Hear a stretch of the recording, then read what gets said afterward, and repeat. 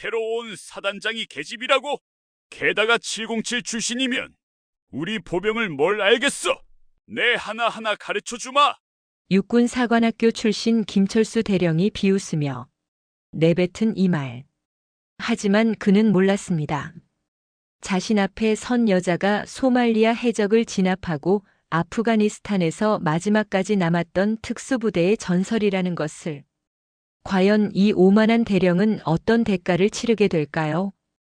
영상 보시기 전에 구독과 좋아요 한번 눌러주시면 세상 사연에 큰 힘이 됩니다. 무료로 할 수 있는 소중한 응원, 더 좋은 이야기로 보답하겠습니다. 이제 시작하겠습니다. 강원도 인제군 서화면 칼바람이 부는 최전방 육군 제12보병사단 을지부대 본청 앞 광장에는 팽팽한 긴장감이 감돌았다. 2024년 12월 초순 한파주의보가 내려진 이날은 육군 역사상 최초의 여성 사단장이 부임하는 날이었다. 부임하는 사단장의 이름은 박시은, 계급은 소장이었다. 그녀의 어깨에는 은빛으로 빛나는 별 2개가 박혀 있었고 그 계급장은 대한민국 육군 창설 이래 여성으로서는 처음으로 사단급 부대를 지휘하게 되었음을 의미했다. 박시은 소장은 육군 내에서 전설로 통하는 인물이었다. 육군 3사관학교 출신으로 학사장교로 임관한 그녀는 특전사령부 707 특수임무대대에서 15년간 복무하며 수많은 작전을 성공시켰다. 대테러 작전, 인질 구출 작전, 적진 침투 작전 등 그녀가 참여하지 않은 특수작전이 없을 정도였다. 특히 2019년 소말리아 해적 진압 작전에서는 인질로 잡힌 한국 선원 23명을 단 한 명의 사상자도 없이 구출해냈고 2021년 아프가니스탄 철수 작전에서는 마지막까지 남아 협력자들을 안전하게 대피시킨 공로로 화랑무공 훈장을 받았다. 그녀의 별명은 얼음마녀였다. 작전 중에는 일체의 감정을 드러내지 않고 냉철하게 판단을 내리는 모습 때문에 붙여진 이름이었다. 그런 그녀가 보병사단장으로 전속된 것은 육군본부의 전략적 결정이었다. 최전방 부대의 기강을 바로잡고 구시대적 악습을 척결하라는 것이 그녀에게 내려진 명령이었다.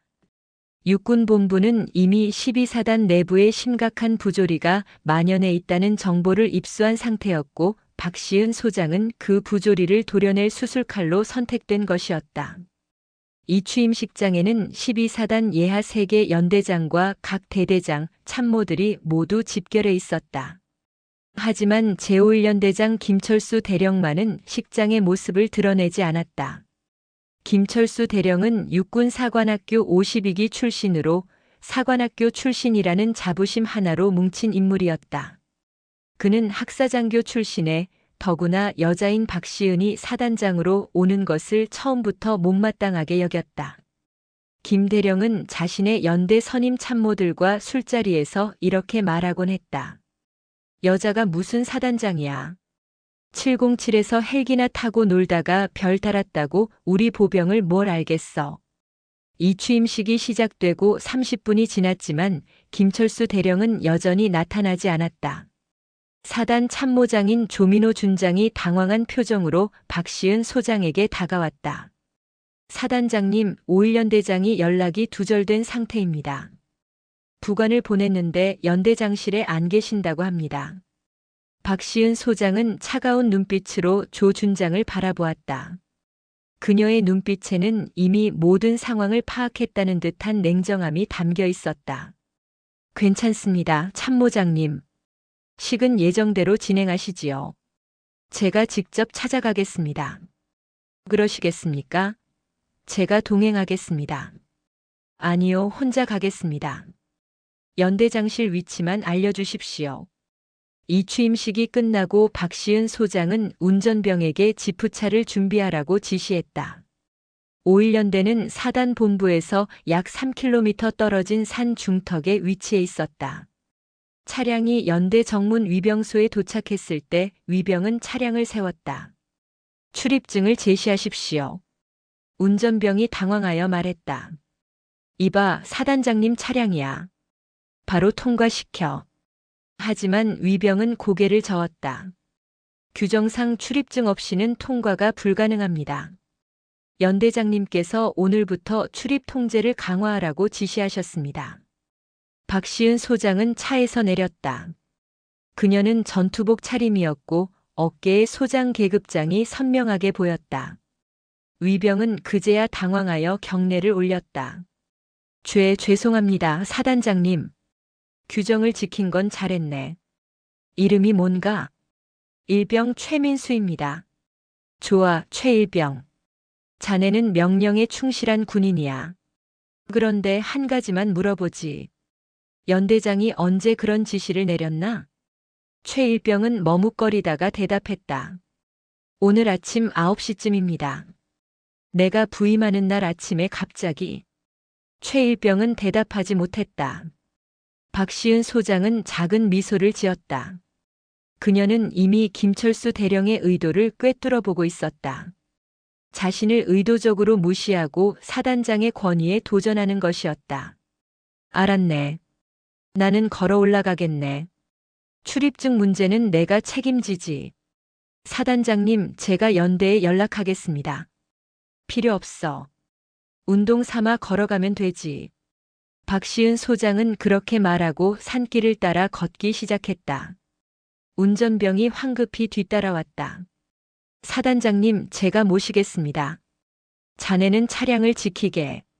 명령이야. 3km.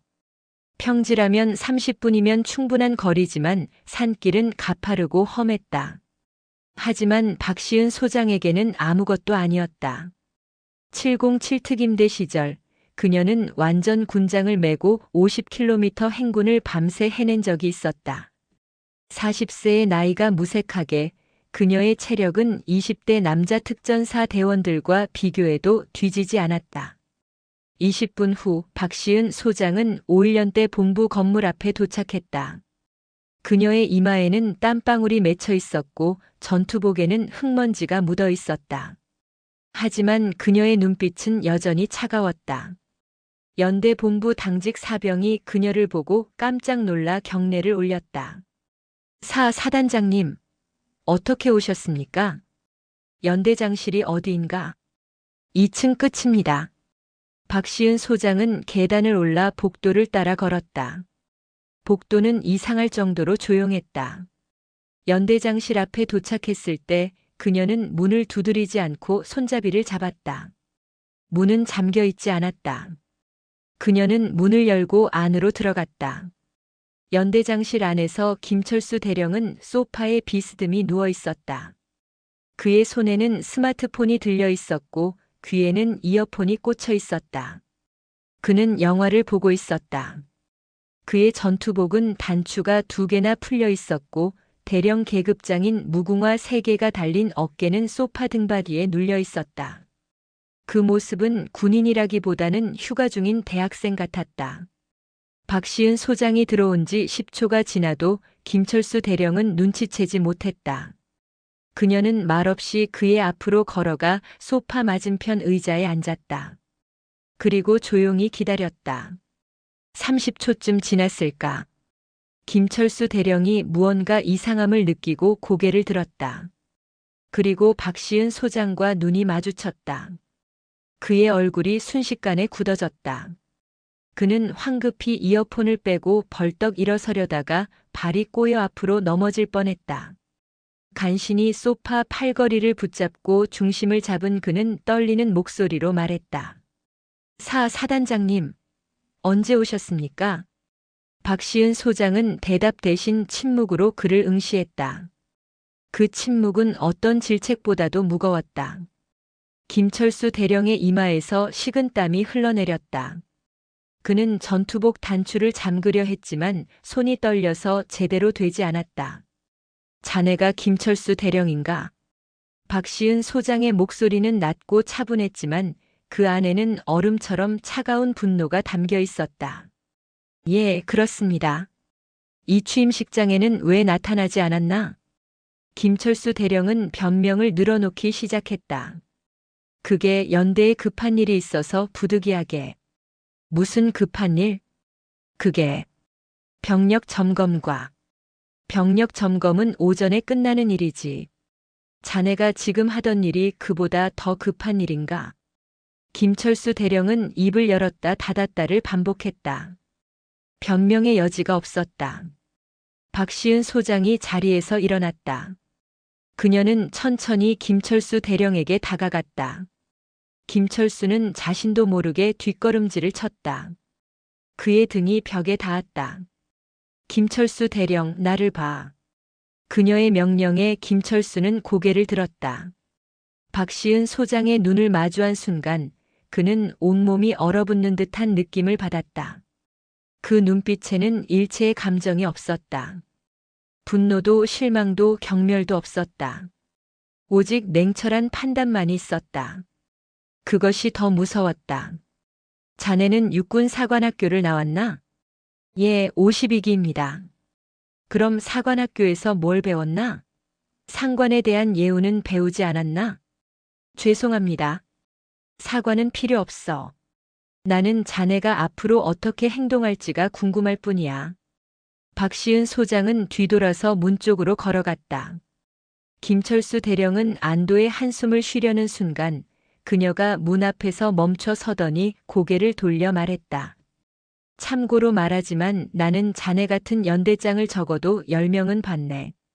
그들 중 절반은 지금 민간인이고 나머지 절반은 교도소에 있어. 자네는 어느 쪽이 되고 싶은가? 그 말을 남기고 박시은 소장은 연대장실을 나갔다. 문이 닫히는 소리가 김철수 대령의 귀에 마치 감옥 문이 닫히는 소리처럼 들렸다. 그는 그 자리에 주저앉았다. 전투복 등판이 식은땀으로 흠뻑 젖어 있었다. 박시은 소장은 연대 본부를 나와 산길을 다시 내려갔다. 그녀의 머릿속에는 이미 계획이 세워지고 있었다. 김철수 대령은 시작에 불과했다. 이 부대에는 더 큰 문제들이 도사리고 있었고 그녀는 그것들을 하나씩 도려낼 준비가 되어 있었다. 그날 저녁 12사단 장교 식당에서는 박시은 소장에 대한 소문이 퍼졌다. 3km를 걸어 올라가 연대장을 압도했다는 소문, 얼음처럼 차가운 눈빛으로 김철수 대령을 얼어붙게 만들었다는 소문. 그리고 한 가지 확실한 것은 12사단에 큰 변화의 바람이 불기 시작했다는 것이었다. 인제의 겨울은 매서웠지만 을지부대의 분위기는 그보다 더 냉랭했다.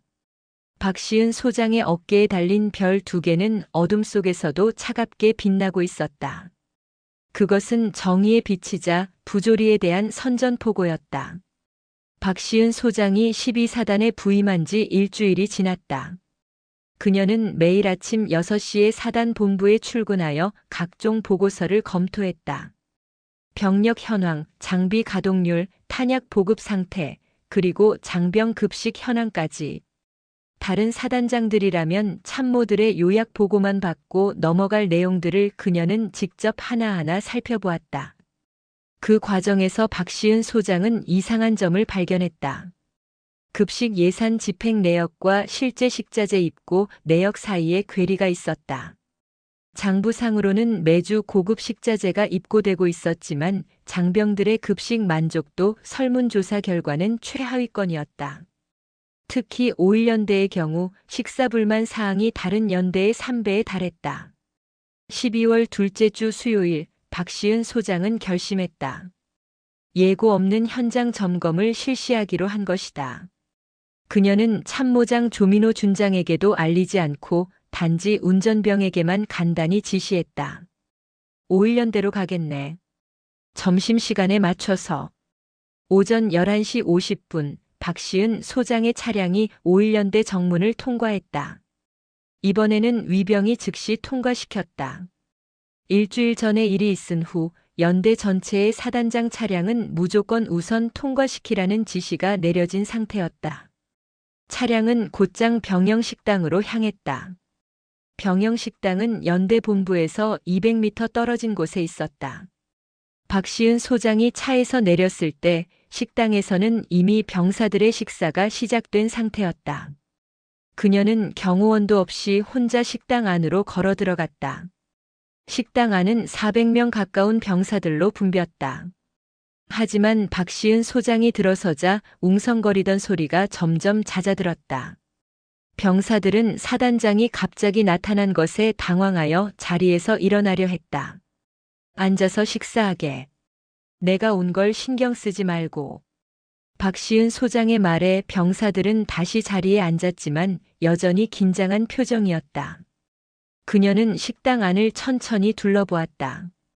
배식대 위에는 오늘의 메뉴가 적혀 있었다. 점심 쌀밥, 소불고기, 김치찌개, 열무김치, 배추김치. 메뉴만 보면 나쁘지 않았다. 소불고기는 병사들이 가장 좋아하는 메뉴 중 하나였다. 하지만 박시은 소장의 눈에 들어온 것은 병사들의 식판이었다. 병사들의 식판에 담긴 소불고기는 고기라고 부르기 어려운 상태였다. 국물에 당면과 양파, 대파만 잔뜩 들어있었고 고기는 손가락 한 마디 크기의 조각이 서너 개 떠다닐 뿐이었다. 박시은 소장은 무작위로 한 병사의 식탁 앞에 섰다. 그 병사는 일병 계급장을 달고 있었고 나이는 20살 정도로 보였다. 그는 사단장이 자신의 앞에 서자 수저를 놓고 자세를 바로 했다. 편하게 하게. 이름이 뭔가? 일병 박준혁입니다. 식사는 맛있나? 박준혁 일병은 대답을 망설였다. 거짓말을 하자니 양심이 찔렸고 솔직하게 말하자니 뭔가 문제가 생길 것 같았다. 그의 눈빛이 흔들렸다. 솔직하게 말해도 괜찮네. 내가 자네를 탓하는 게 아니야. 저기, 고기가 좀 적습니다. 얼마나 적은가? 박준혁 일병은 식판을 들어보였다. 박시은 소장은 그 식판을 유심히 들여다보았다. 소불고기라고 하기에는 너무나 초라한 모습이었다. 그녀는 주변 병사들의 식판도 확인했다. 모두 비슷한 상태였다. 취사병을 불러주게. 박시은 소장의 지시에 식당 담당 부사관이 황급히 취사병을 데리고 왔다. 취사병은 상병 계급장을 단 22세 정도의 젊은이였다. 그는 사단장 앞에 서자 온몸이 떨렸다. 편하게 서게. 이름은 상병 이동훈입니다. 오늘 소불고기에 들어간 고기가 몇 킬로그램인가? 그게. 이동훈 상병은 말을 잇지 못했다. 박시은 소장은 다그치지 않고 조용히 기다렸다. 침묵이 길어질수록 이 상병의 얼굴은 창백해졌다. 마침내 그가 떨리는 목소리로 말했다. 20kg입니다. 400명분을 20kg으로 만들었다는 건가? 예. 자네 잘못이 아니지? 이동훈 상병은 놀란 표정으로 박시은 소장을 쳐다보았다. 그는 사단장이 자신을 질책할 줄 알았는데 오히려 이해하는 듯한 말투에 당황했다. 말해도 괜찮네. 내가 자네를 보호하겠네. 연대 급식 담당관께서 고기 양을 줄이라고 지시하셨습니다. 예산이 부족하다고. 박시은 소장은 고개를 끄덕였다. 그녀가 예상한 대로였다. 그녀는 식당 담당 부사관에게 물었다. 급식 담당관이 누군가? 행정보급관 김상훈 소령입니다. 김소령을 당장 불러오게. 그리고 이달 식자재 입고 장부를 가져오게. 10분 후 김상훈 소령이 식당으로 들어왔다. 그는 40 중반의 나이로 얼굴에는 기름기가 흘렀고 배가 불룩 나온 체형이었다. 그는 박시은 소장을 보자 경례를 올렸지만 그의 태도에는 긴장감이 느껴지지 않았다. 사단장님 무슨 일이십니까? 김소령, 이번 주 소고기 입고량이 얼마인가? 김상훈 소령은 잠시 생각하는 척하더니 대답했다. 정확한 수치는 사무실에 가봐야 알 수 있습니다만 대략 150kg 정도로 기억합니다. 150kg이면 1인당 300g 이상씩 배식할 수 있는 양이네. 그런데 오늘 병사들 식판을 보니 고기가 거의 안 보이던데? 그게 조리 과정에서 손실이 있고 또 국물을 만들다 보니 국물 만들려고 고기를 다 썼다는 건가? 김상훈 소령은 말문이 막혔다. 그때 식당 담당 부사관이 장부를 가지고 들어왔다. 박시은 소장은 장부를 펼쳐 이번 주 입고 내역을 확인했다. 장부에는 이렇게 적혀 있었다. 12월 10일 1등급 한우 300kg 공급업체 대성축산. 박시은 소장은 김상훈 소령을 날카롭게 쳐다보았다. 김소령, 자네 방금 150kg이라고 했나? 아, 그게 제가 잘못 기억했습니다. 300kg이 맞습니다. 300kg이면 오늘 400명 식사에 적어도 150kg은 써야 정상 아닌가? 나머지 150kg은 어디 있나? 냉동고에 보관 중입니다. 좋아, 그럼 지금 냉동고로 가보지. 김상훈 소령의 얼굴에서 혈색이 사라졌다. 박시은 소장은 그의 반응을 놓치지 않았다. 그녀는 이미 확신하고 있었다. 고기는 냉동고에 없을 것이다. 일행은 식당 뒤편의 식자재 창고로 이동했다. 창고는 냉장실과 냉동실로 나뉘어 있었다. 김상훈 소령이 떨리는 손으로 냉동실 문을 열었다. 문이 열리자 찬 공기가 밖으로 흘러나왔다. 박시은 소장이 안을 들여다보았다. 냉동실에는 야채와 생선 몇 박스가 있을 뿐 고기는 한 점도 없었다. 소령, 고기가 안 보이는데? 이상하네요. 분명히 있어야 하는데. 자네, 나를 바보로 아나? 박시은 소장의 목소리가 차갑게 가라앉았다. 김상훈 소령은 더 이상 변명할 수 없었다. 그는 바닥만 내려다보았다. 연대장실로 가세. 김철수 대령이 어디 있나? 관사에 계실 겁니다. 관사? 예, 점심시간에는 보통 관사에서 식사하십니다. 박시은 소장의 입가에 차가운 미소가 번졌다. 그녀는 운전병에게 지시했다. 연대장 관사로 가겠네. 연대장 관사는 연대 본부에서 500m 떨어진 조용한 곳에 있었다. 단독주택 형태의 건물로 다른 장교들의 숙소와는 격이 달랐다. 박시은 소장의 차량이 관사 앞에 도착했을 때 마당에는 고급 승용차 3대가 주차되어 있었다. 모두 민간 차량이었다. 박시은 소장은 현관문 앞에 섰다.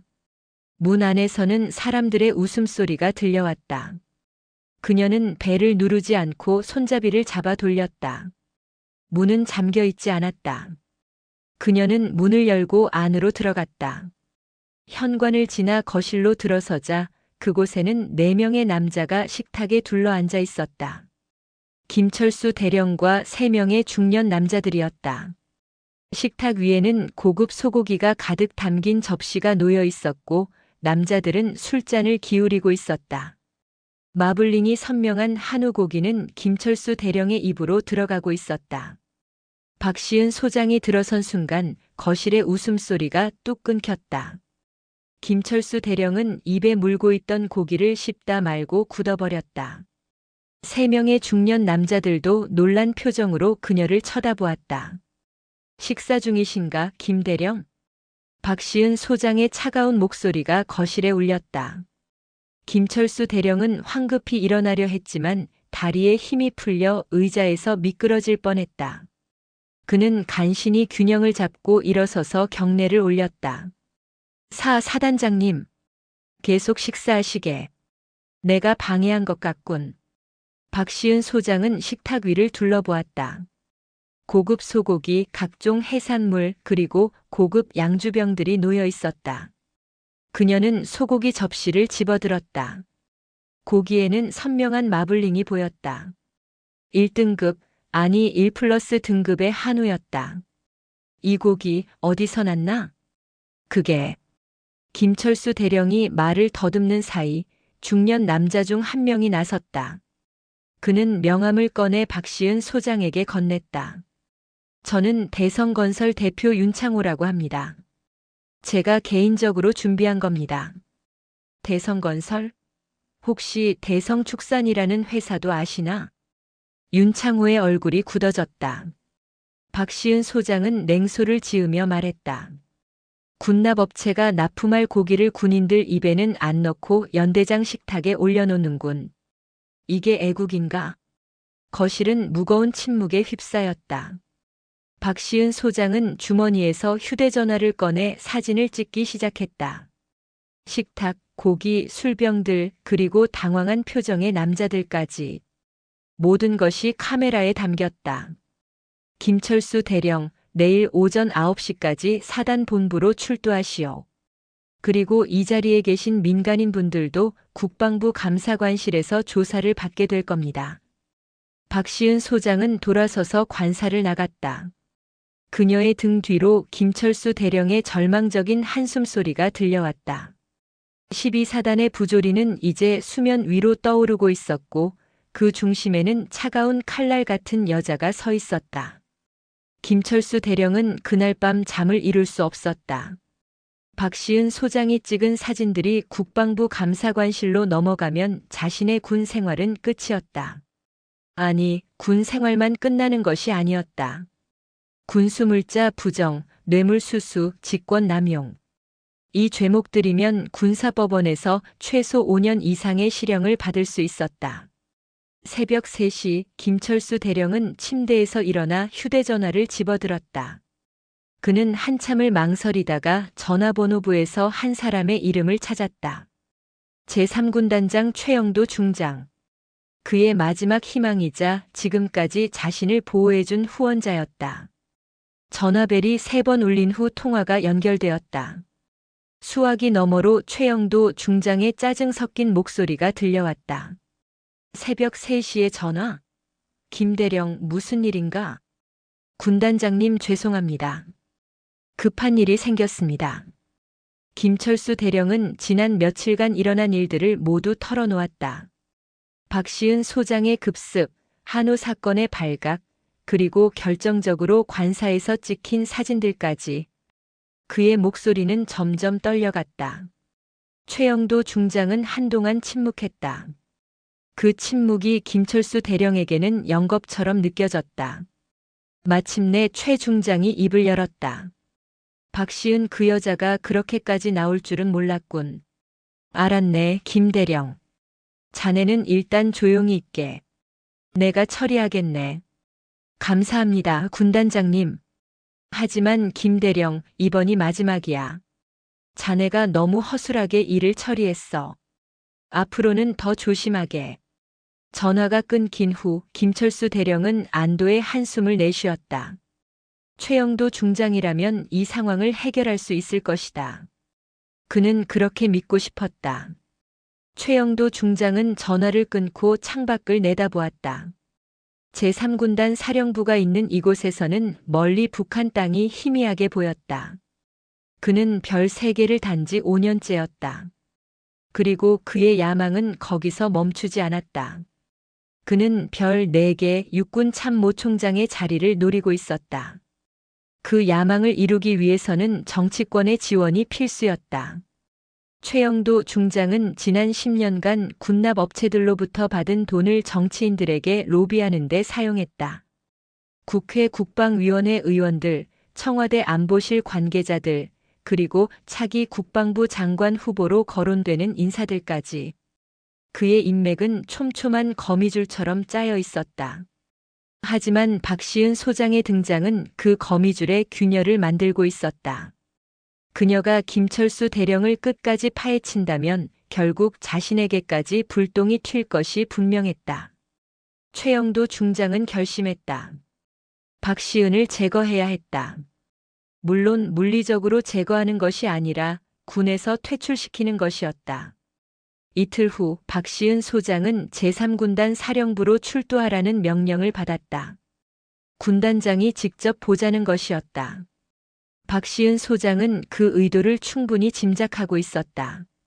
하지만 그녀는 두려워하지 않았다. 오히려 이것은 기회였다. 김철수 대령 뒤에 있는 더 큰 물고기를 낚을 기회.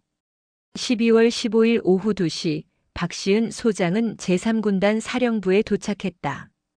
군단 사령부는 12사단보다 훨씬 규모가 컸다. 넓은 청사 건물과 각종 지원 시설들이 빼곡히 들어서 있었다. 그녀는 경호병의 안내를 받아 군단장실로 향했다. 군단장실은 3층 끝에 위치해 있었다. 문 앞에 선 경호병이 경례를 올리고 문을 열어주었다. 방 안으로 들어서자 넓은 집무실 중앙에 최영도 중장이 서 있었다. 그는 키가 180cm가 넘는 장신에 각진 얼굴에는 카리스마가 서려 있었다. 그의 어깨에는 별 3개가 찬란하게 빛나고 있었다. 박 장군, 오느라 수고했네. 최영도 중장은 친근한 미소를 지으며 손을 내밀었다. 박시은 소장은 경례를 올린 후 그의 손을 잡았다. 악수를 나누는 짧은 순간 두 사람은 서로를 탐색했다. 앉게. 차라도 한잔하지.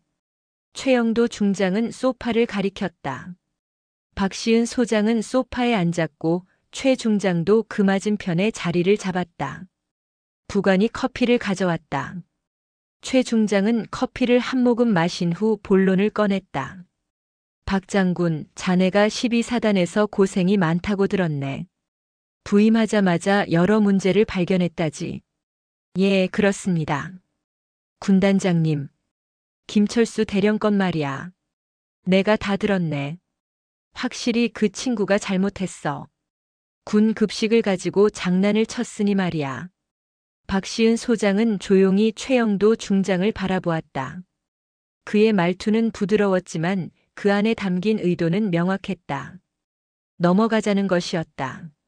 하지만 박 장군, 군 생활이라는 게 그렇지 않나? 때로는 눈 감아줄 줄도 알아야 해. 너무 빡빡하게 굴면 부하들이 따라오지 않아. 군단장님께서는 부정부패도 눈 감아줘야 한다고 생각하십니까? 박시은 소장의 목소리는 차분했지만 그 안에는 날카로운 칼날이 숨어 있었다. 최영도 중장의 미소가 조금 굳어졌다. 부정부패라니 그건 너무 심한 표현 아닌가? 김 대령이 실수를 좀 한 거지. 그 정도 가지고 군사법원까지 보낼 필요는 없지 않나? 그 실수 때문에 병사 400명이 제대로 된 식사를 하지 못했습니다. 그들은 조국을 지키기 위해 최전방에서 복무하고 있습니다. 그런 병사들에게 먹을 것조차 제대로 주지 않는다면 우리 장성들은 무엇을 하는 겁니까? 최영도 중장의 얼굴에서 미소가 완전히 사라졌다. 그는 커피잔을 내려놓고 몸을 앞으로 기울였다. 박 장군, 자네 지금 나를 가르치려는 건가? 내가 별셋을 달기까지 얼마나 많은 시간과 노력을 들였는지 아나? 잘 알고 있습니다. 하지만 계급이 높다고 해서 잘못을 눈감아줄 수는 없습니다. 그래? 그럼 자네는 완벽한가? 707에서 작전하던 시절 자네도 규정을 어긴 적이 한두 번이 아니라고 들었는데? 박시은 소장은 눈 하나 깜짝하지 않았다. 작전 중 불가피한 규정 위반과 개인의 이익을 위한 부정부패는 다릅니다. 최영도 중장은 한숨을 내쉬었다. 그는 책상 서랍에서 봉투 하나를 꺼냈다. 두툼한 갈색 봉투였다. 박 장군, 나는 자네를 존경하네. 정말이야. 여자 몸으로 707까지 갔으니 말이야. 그러니까 우리 선배로서 조언 하나 하지. 군 생활은 혼자 하는 게 아니야. 위에 있는 사람들과 잘 지내야 해. 최영도 중장은 봉투를 박시은 소장 앞으로 밀었다. 이건 내 개인적인 성의야. 받아두게. 사단장 생활하려면 이것저것 돈 들어갈 곳이 많거든. 품위 유지비라고 생각하게. 박시은 소장은 봉투를 내려다보았다. 봉투는 열려있지 않았지만 안에 현금이 들어있다는 것은 명백했다. 그녀는 천천히 봉투를 집어들었다. 최영도 중장의 얼굴에 만족스러운 미소가 번졌다. 하지만 박시은 소장은 봉투를 열지 않았다. 그녀는 봉투를 다시 책상 위에 올려놓으며 말했다. 군단장님, 저는 돈 때문에 군인이 된 게 아닙니다. 그럼 뭘 원하나? 진급? 내가 도와줄 수 있네. 자네 능력이면 충분히 별셋도 달 수 있어. 저는 그것도 원하지 않습니다. 그럼 대체 뭘 원하는 건가? 박시은 소장은 최영도 중장의 눈을 똑바로 쳐다보았다. 저는 군단장님께서 올바른 군인으로 돌아오시길 원합니다. 최영도 중장의 얼굴이 불그락푸르락 변했다. 그는 책상을 주먹으로 내리쳤다. 지금 나를 모욕하는 건가? 내가 올바르지 않은 군인이라고. 제 말이 모욕으로 들리셨다면 죄송합니다. 하지만 김철수 대령이 지금까지 저지른 일들을 군단장님께서 모르셨을 리 없습니다. 5.1연대의 급식 부정은 어제 오늘 일이 아니니까요. 증거가 있나? 곧 있을 겁니다. 국방부 감사관실에서 조사가 시작되면 모든 것이 드러날 겁니다. 최영도 중장은 의자에 깊숙이 몸을 기댔다. 그의 눈빛이 차갑게 변했다. 박 장군, 자네 이번 달 말에 군단급 기동훈련 있는 거 알지? 알고 있습니다. 12사단이 주 기동부대로 선정되었어. 대항군은 제15기 가벼단이야. 자네 부대가 어떻게 싸우는지 내가 직접 보고 싶군. 언제든 보여드리겠습니다. 좋아. 그런데 훈련이라는 게 늘 공정하게만 진행되는 건 아니야. 때로는 예상치 못한 상황이 발생하기도 하지. 통신 장비 고장이라든가 보급로 차단이라든가 말이야. 박시은 소장은 최영도 중장이 무슨 말을 하려는지 정확히 이해했다. 훈련을 불공정하게 만들어서 12사단을 망신시키겠다는 것이었다. 군단장님께서 그렇게 하신다면 저는 그 상황에서도 승리하겠습니다. 자신감이 대단하군. 좋아, 기대하지. 그리고 박 장군, 마지막으로 한 가지만 더 말하지.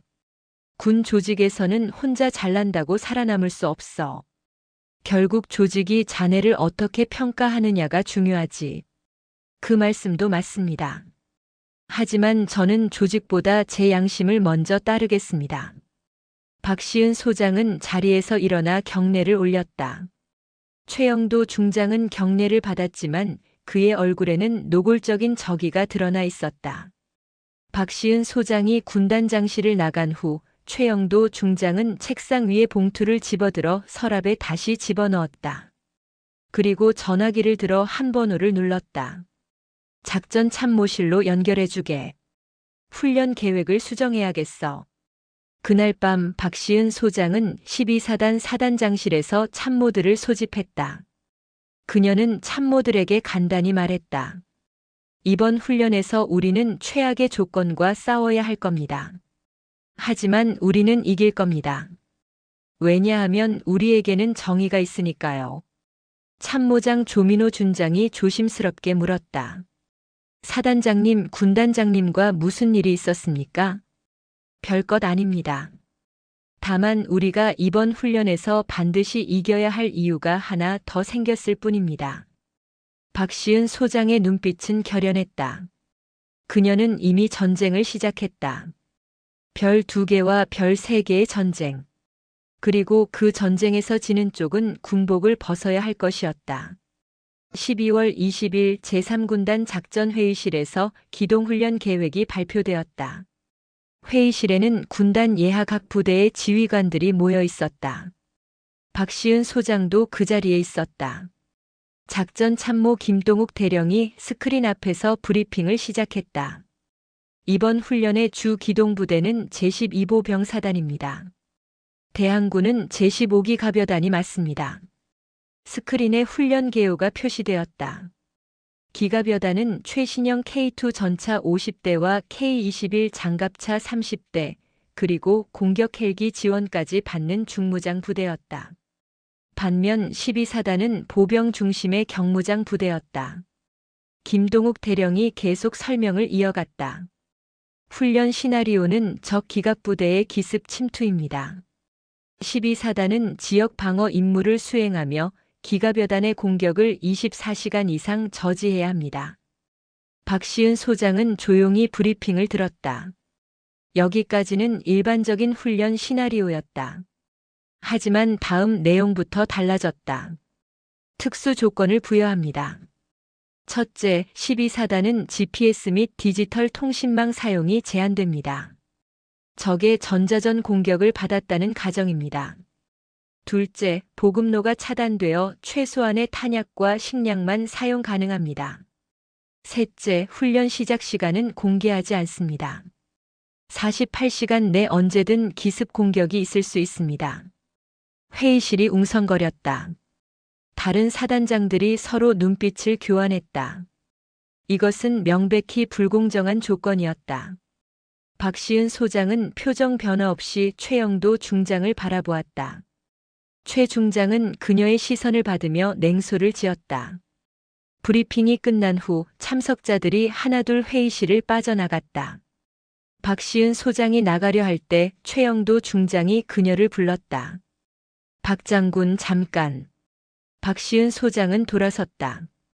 회의실에는 이제 그녀와 최영도 중장, 그리고 작전 참모만 남아 있었다. 훈련 조건에 불만이 있나? 아니요, 군단장님. 실전은 늘 불공정하니까요. 좋은 마음가짐이군. 그럼 좋은 결과 기대하겠네. 박시은 소장은 경례를 올리고 회의실을 나갔다. 복도를 걷는 그녀의 뒷모습을 바라보며 최영도 중장이 작전 참모에게 말했다. 김대령, 심판관들에게도 잘 이야기해 두게. 이번 훈련에서 12사단이 어떻게 무너지는지 똑똑히 기록해야 하니까. 알겠습니다, 군단장님. 같은 시각 김철수 대령은 자신의 관사에 혼자 앉아 있었다. 그는 박시은 소장의 보고로 대기 발령 상태가 되었다.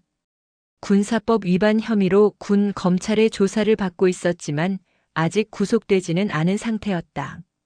그는 소주잔을 기울이며 텔레비전을 켰다. 뉴스에서는 최근 국방부의 군 기강 확립 방침을 보도하고 있었다. 김철수 대령은 비웃음을 지었다. 박시은, 내가 아무리 발버둥 쳐봐야 소용없어. 최 중장님이 이번 훈련에서 너를 완전히 짓밟을 거야. 그러고 나면 너도 옷 벗게 될 거고. 하지만 그의 목소리에는 확신보다는 자기 위안이 더 많이 섞여 있었다. 12월 22일 훈련 시작 48시간 전. 박시은 소장은 12사단 전 간부를 소집했다. 사단 본부 강당에는 300명이 넘는 장교와 부사관들이 모였다. 박시은 소장이 단상에 올랐다.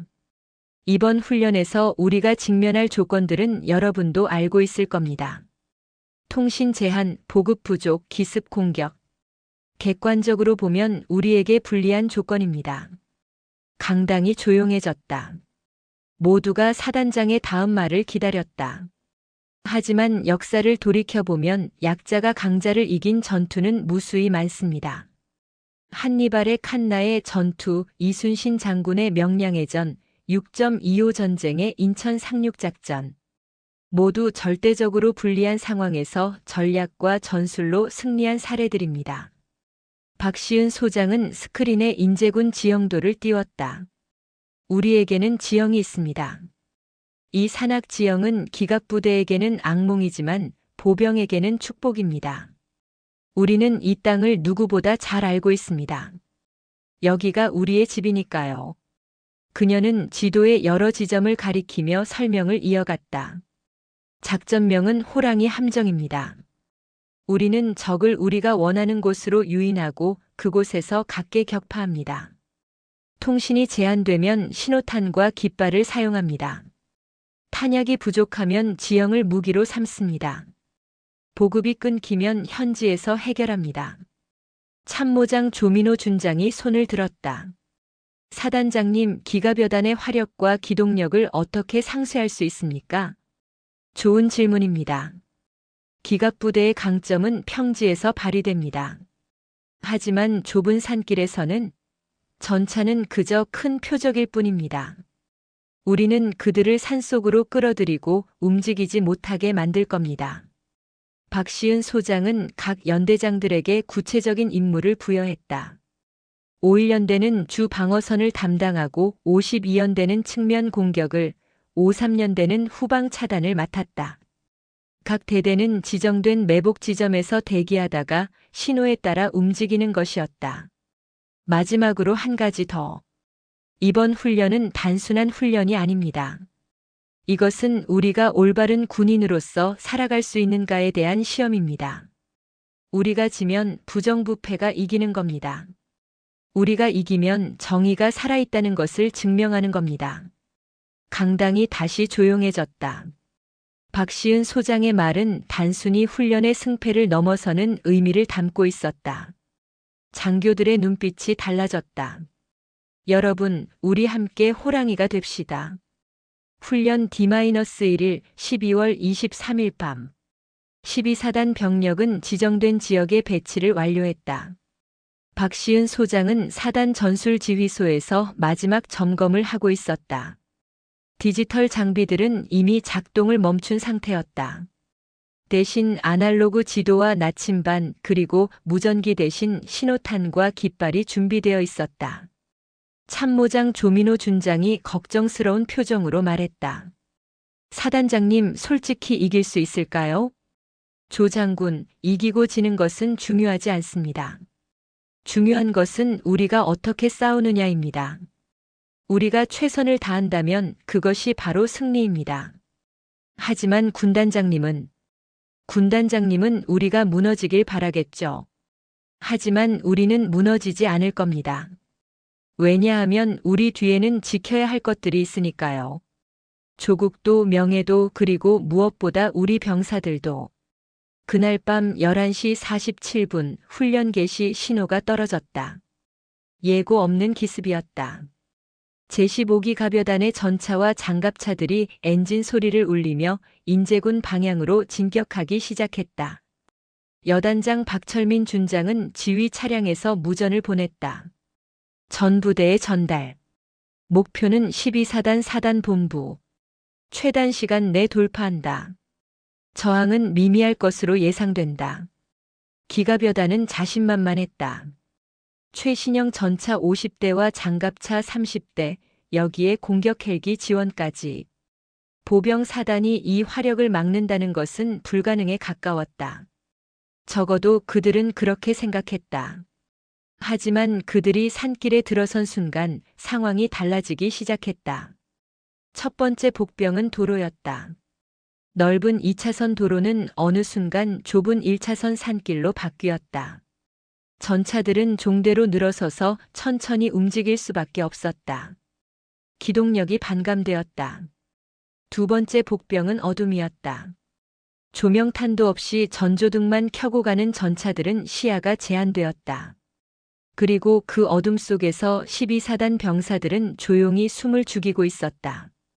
산길을 1시간쯤 진격했을 때 선두 전차가 갑자기 멈춰섰다.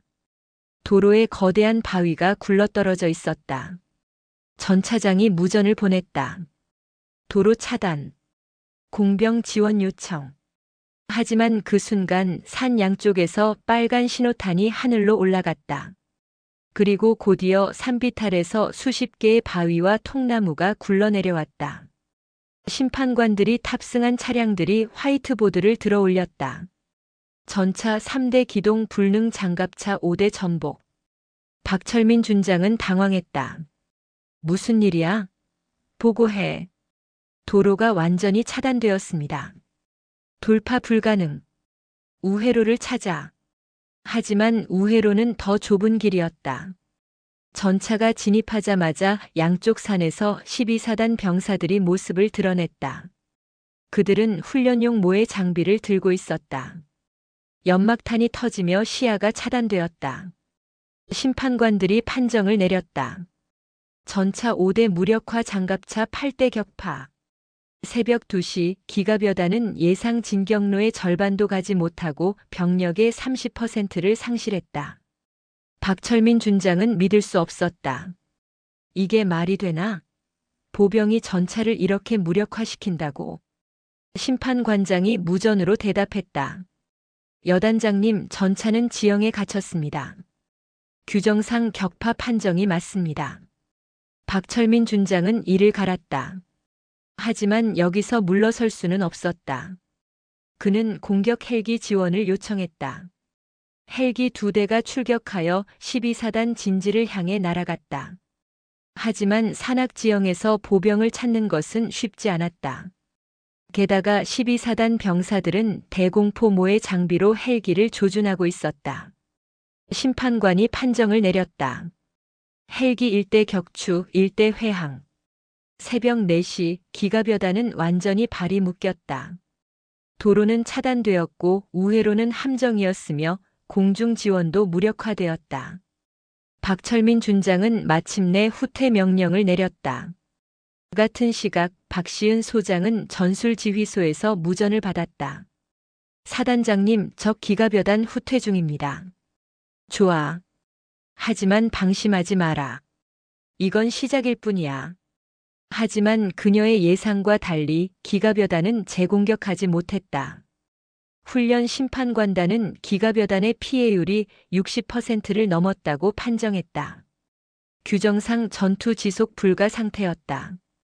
훈련 종료 사이렌이 울렸다. 12사단의 완벽한 승리였다. 박시은 소장은 지휘소 밖으로 나왔다. 동쪽 하늘이 밝아오고 있었다. 병사들이 하나둘 산에서 내려왔다. 그들의 얼굴에는 자부심이 가득했다. 참모장 조민호 준장이 흥분된 목소리로 말했다. 사단장님, 우리가 해냈습니다. 아니, 우리 병사들이 해냈습니다. 박시은 소장은 내려오는 병사들을 바라보았다. 그들 한 명 한 명이 오늘의 승리를 만든 주인공이었다. 그녀는 조용히 미소 지었다. 이제 마지막 전쟁이 남았다. 훈련장이 아니라 회의실에서 벌어질 전쟁이. 12월 24일 오전 10시 제3군단 훈련 강평회의가 시작되었다. 군단 회의실에는 훈련에 참가한 각 부대의 지휘관들과 참모들, 그리고 심판관단이 모여 있었다.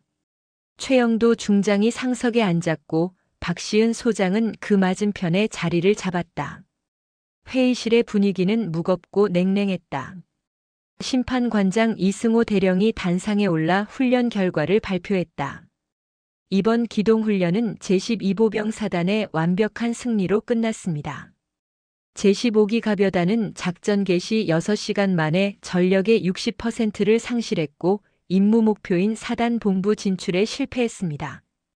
회의실이 술렁거렸다. 기가벼단장 박철민 준장은 고개를 숙인 채 아무 말도 하지 못했다. 이승호 대령이 계속 설명을 이어갔다. 12사단은 제한된 조건 속에서도 지형을 효과적으로 활용했으며 신속한 판단과 창의적인 전술로 우세한 적을 격퇴했습니다. 특히 비대칭 전술의 운용은 교범에 수록할 만한 수준이었습니다. 최영도 중장의 얼굴이 점점 굳어졌다. 그는 12사단이 참패하길 기대했지만 결과는 정반대였다. 심판관장의 발표가 끝나자 최 중장이 입을 열었다. 심판관장, 질문하겠네. 훈련 규정은 제대로 준수되었나? 12사단이 안전수칙을 위반한 사례는 없었나? 전혀 없었습니다, 군단장님. 모든 행동이 규정 내에서 이루어졌습니다. 바위를 굴려내린 것도 규정에 맞다는 건가?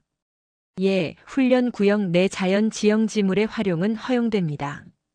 실제 위험 요소는 없었으며 전차의 기동로 차단이라는 전술 목표만 달성했습니다. 최영도 중장은 책상을 두드렸다. 납득하기 어렵군. 재검토가 필요해 보이는데. 그때 박시은 소장이 손을 들었다. 군단장님, 말씀드려도 되겠습니까? 말해보게, 박 장군. 이번 훈련은 공정했습니다. 심판관단의 판정에 이의가 없습니다. 다만 한 가지 여쭤보고 싶습니다. 군단장님께서는 처음부터 12사단이 패배하기를 원하셨습니까? 회의실이 순간 얼어붙었다. 최영도 중장의 눈빛이 날카로워졌다. 그게 무슨 말인가? 훈련 조건을 보면 명백합니다. 통신 제한, 보급 차단, 기습 시간 비공개.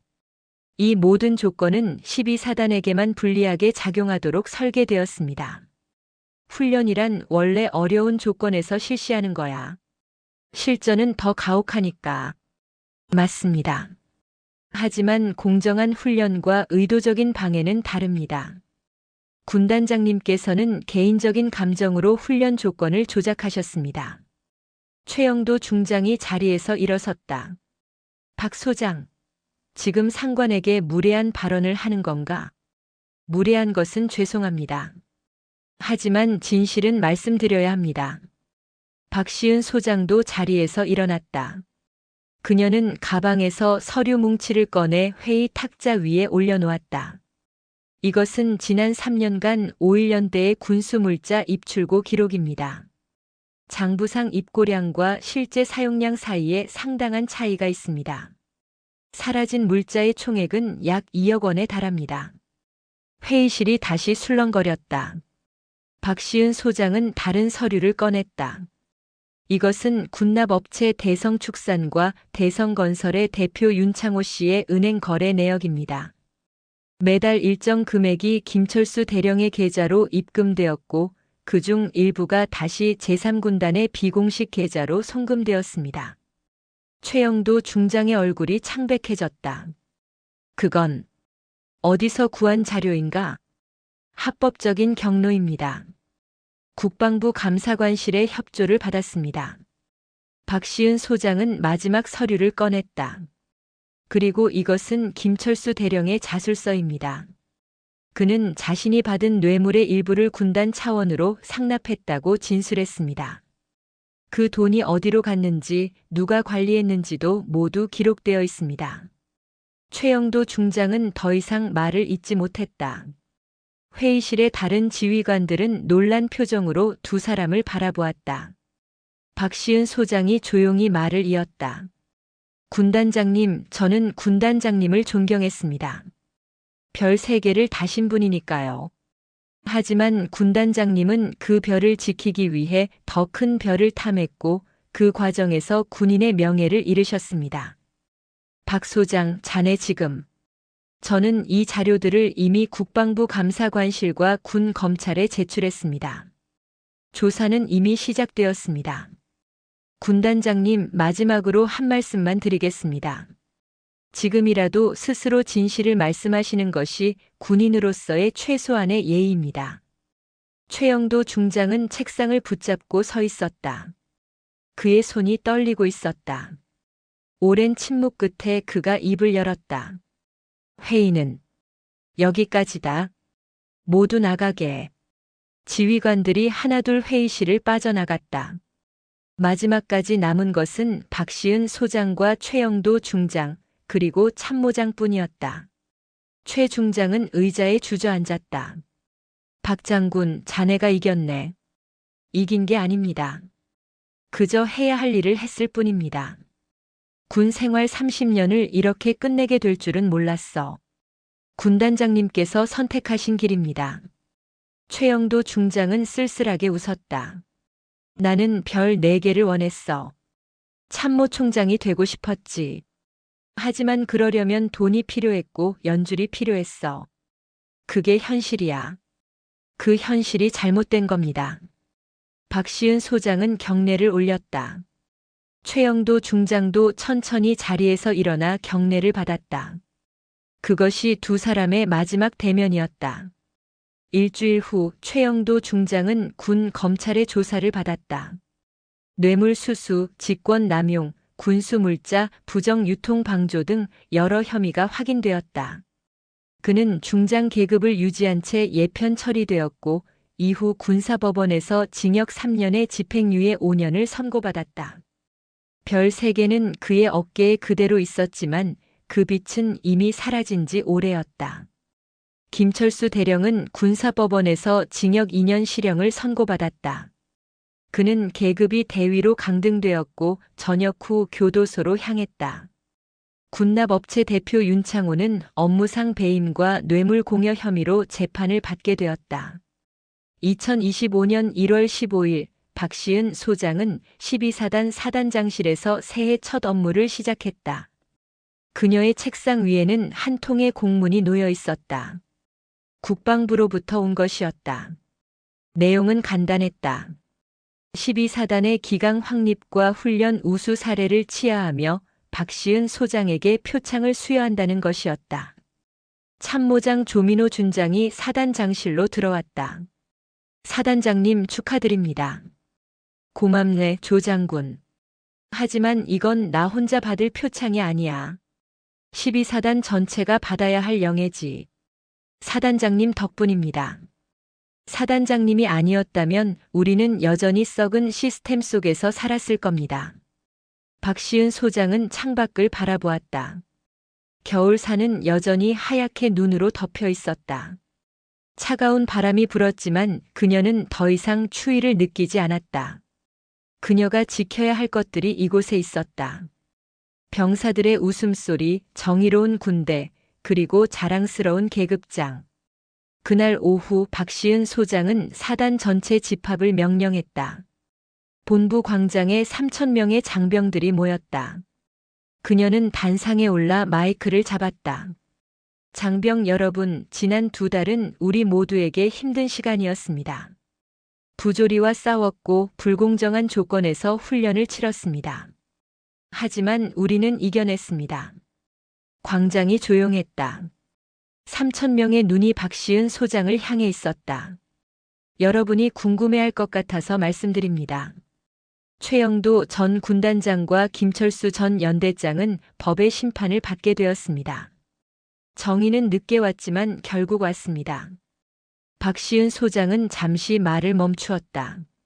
그녀의 목소리가 떨렸다. 저는 여러분에게 약속합니다. 이 부대에서는 다시는 부정부패가 발붙이지 못할 것입니다. 여러분의 밥상을 지키고 여러분의 명예를 지키고 여러분의 미래를 지키겠습니다. 그것이 제 어깨에 달린 별의 의미입니다. 광장 여기저기서 박수 소리가 터져 나왔다. 처음에는 작았지만 점점 커졌다. 마침내 3,000명 전체가 박수를 치며 환호했다. 사단장님 만세! 을지부대 만세! 박시은 소장은 경례로 화답했다. 그녀의 눈가가 촉촉해졌다. 707 특임대에서 15년 그리고 사단장으로 부임한 지 2달. 이 순간이 그녀의 군 생활에서 가장 값진 시간이었다. 해가 저물어가는 인제의 하늘은 붉게 물들어 있었다. 박시은 소장의 어깨에 달린 별 2개가 석양빛을 받아 빛나고 있었다. 그 빛은 화려하지 않았지만 그 어떤 보석보다 진실했다. 왜냐하면 그 별은 돈으로 산 것도 권력으로 얻은 것도 아니었기 때문이다. 그것은 땀과 헌신 그리고 정의로 얻은 것이었다. 12사단 을지부대는 그렇게 새로운 시작을 맞이했다. 박시은 소장이라는 이름은 육군 역사에 새겨졌고 그녀의 이야기는 후배 군인들에게 전해졌다. 계급장의 의미는 높은 자리가 아니라 그 자리에서 무엇을 하느냐에 있다는 것을, 그리고 진정한 강함은 힘이 아니라 원칙을 지키는 용기에서 나온다는 것을. 인제의 겨울은 여전히 추웠지만 을지부대의 마음은 따뜻했다. 그들에게는 이제 믿을 수 있는 지휘관이 있었고 지킬 만한 가치가 있었으며 자랑스러운 이유가 있었다. 그것으로 충분했다. 오늘의 이야기는 여기까지입니다. 박시은 소장이 우리에게 보여준 것은 별의 개수가 아니라 별의 무게였습니다. 진정한 권위는 높은 자리에서 오는 것이 아니라 그 자리에서 옳은 일을 하는 용기에서 나옵니다. 여러분이 어떤 위치에 계시든 원칙을 지키는 한 사람이 세상을 바꿀 수 있다는 것을 기억하시기 바랍니다. 오늘도 좋은 하루 보내시고 다음 이야기에서 또 만나겠습니다. 영상이 재미있으셨다면 구독과 좋아요, 댓글까지 부탁드리고 오늘도 건강하고 행복한 하루 되시길 바랍니다. 바랍니다. 바랍니다. 바랍니다. 바랍니다.